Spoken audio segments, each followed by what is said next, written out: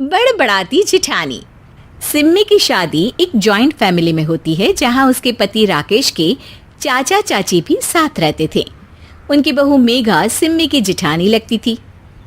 अरे मेघा, राकेश आ गया है, उसका खाना लगा दे बेटा। हाँ माँ, बस वो चेंज कर ले, मैं खाना लगा दूंगी।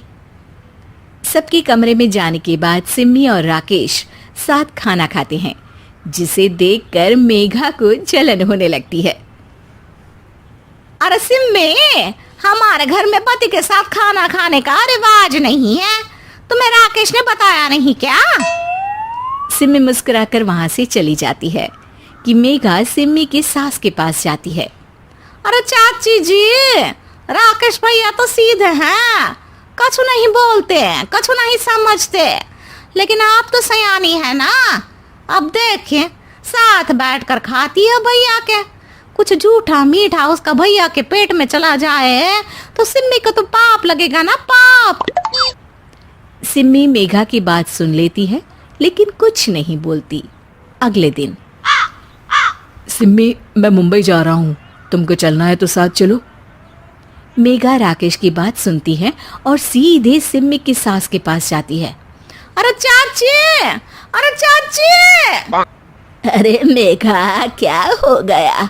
बहुत परेशान लग रही है, सब ठीक तो है ना? अरे नहीं ना चाची, कैसा ठीक है? राकेश भैया मुंबई जा रहे हैं, आप तो जानती हैं कितने सीधे हैं, इतनी दूर जा रहे हैं, कहीं कुछ हो न जाए। अरे नहीं नहीं, मैं नहीं जाने दूंगी उसे। अरे सिम्मी, पता चला है कि राकेश मुंबई जा रहा है। ना बेटा ना, वो नहीं जा सकता।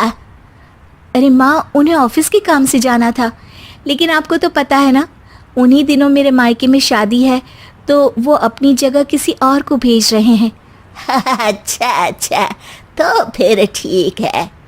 सिम्मी समझ जाती है कि मेघा ने सास के कान भरे हैं। वो सास से कहती है, माँ जी, लेकिन हम दोनों कुछ दिनों के लिए मसूरी जा रहे हैं। आप तो जानती हैं कि शादी के बाद हम कहीं नहीं गए। अच्छा अच्छा, ठीक है, जाओ घुमाओ। सास वहाँ से चली जाती है। सिम्मी अपने कमरे में कपड़े पैक कर रही होती है कि तभी मेघा आ जाती है। अरे गर्मी में सर्दी के कपड़े काहे पैक कर रही हो? सिम्मी को मेघा पर नाराजगी तो होती है, लेकिन फिर भी वो कुछ नहीं बोलती।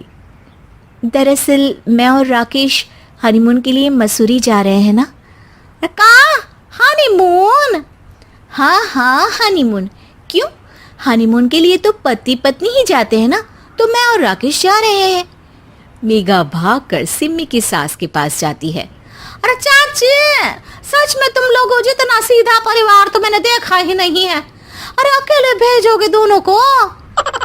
मैं और सुरेश तो कभी अकेले नहीं गए। हाँ भाई, हम तो परिवार में ही अच्छे, बड़ों के बीच, ऊपर से खर्चे है भगवान। अरे चाची, पहाड़ी इलाका है, कुछ हो गया तो?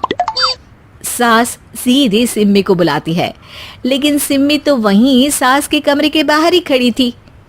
बस मेघा दीदी, आपसे यही उम्मीद थी। अरे बड़ी हूँ, घर के कायदे कानून तो मैं ही बताऊंगी ना। अरे तो अपने घर में रखिए ना सारे कायदे कानून। आपकी सास खुद खाना बनाती है, क्योंकि आप यहाँ आकर मेरी सास के कान भरती हैं। आपका पति हमेशा खुद खाना लेकर खाते हैं, क्योंकि आप मेरे घर में ये देखने के लिए बैठी रहती हैं कि मैंने और राकेश ने साथ खाना खाया तो खाया कैसे। मेघा दीदी, आप अपने घर और घर वालों का ख्याल रखिए। मेरे घर में ज़्यादा घुसने की ज़रूरत नहीं है, और हाँ, मैं अपने सास और पति को संभाल लूँगी। मेघा चिल्लाती हुई वहाँ से चली जाती है, जिसकी आवाज़ सुनकर राकेश वहाँ आ जाता है। सिम्मी, मैंने तो तुम्हें पहले ही अपने घर का माहौल बता दिया था। हाँ राकेश, तुम्हारे घर का माहौल बहुत अच्छा है, लेकिन बाहर से कुछ लोग आकर इसे खराब करना चाहते हैं, जो मैं नहीं होने दूंगी। सास सिम्मी की बात सुनकर कमरे में चली जाती है। सिमी और राकेश घूमने जाते हैं और जब वापस आते हैं तो दरवाजे में मेघा और उसके पति खड़े होते हैं, वो भी सामान लेकर। अब छोटे मर्यादा तोड़कर घूम रहे हैं तो हम काहे नहीं। अरे भाभी, तो आपको किसने मना किया है? वैसे भी 4 दिन की जिंदगी है, दूसरों के घर में ताक झाक करके बिताने से अच्छा हो मौज करके ही बिताओ।